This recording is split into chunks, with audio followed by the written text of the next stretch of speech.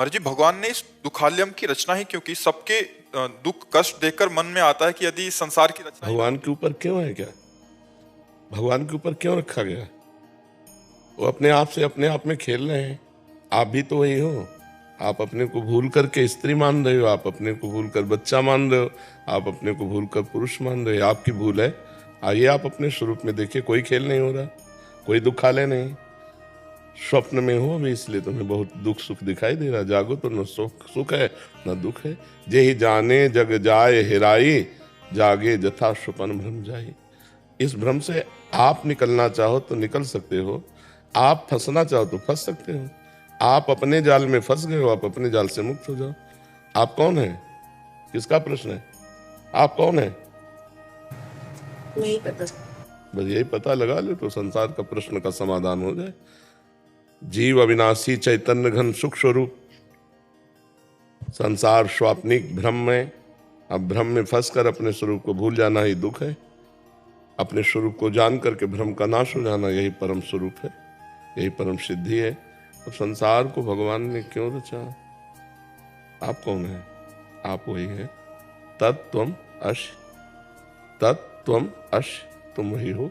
अपने आप को भूल कर, स्त्री और पुरुष मानकर, जगत के व्यवहार को सत्य मानकर, भोगों को सत्य मानकर इस पर भ्रमित हो रही हो, इसीलिए दुख हो रहा है।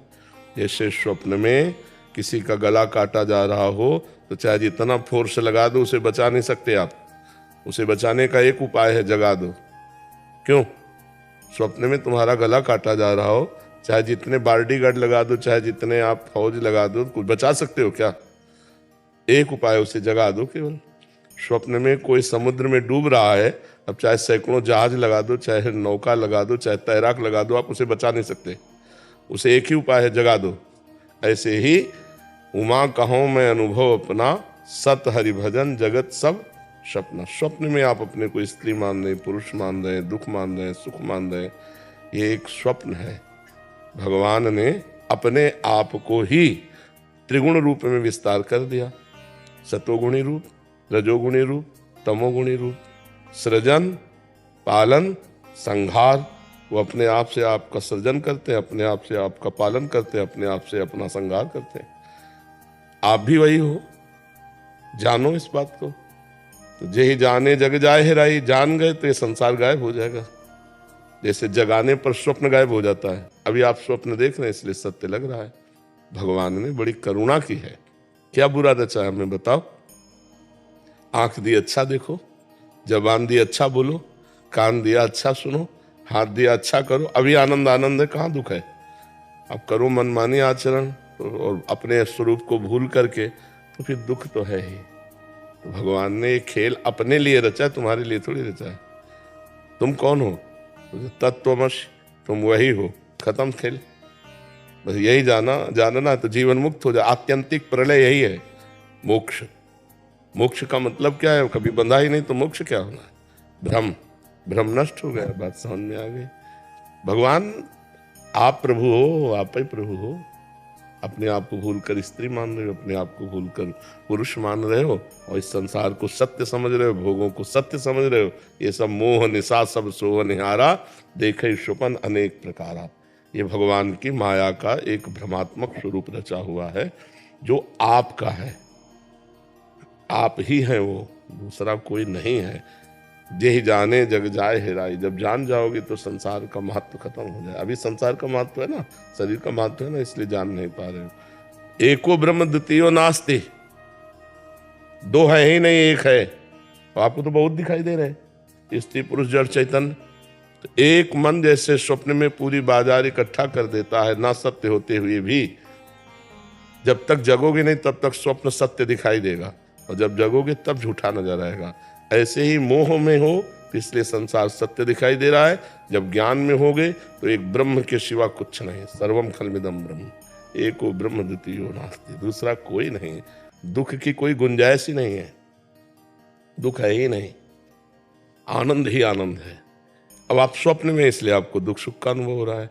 ब्रह्मभूता प्रसन्नात्मा, ब्रह्मानुभूति हो जाए तो प्रसन्नात्मा न सोचति न कांक्षति, समा सर्वेषु भूतेषु मद भक्तिम लभते पराम परा। इसीलिए तो साधना करनी है।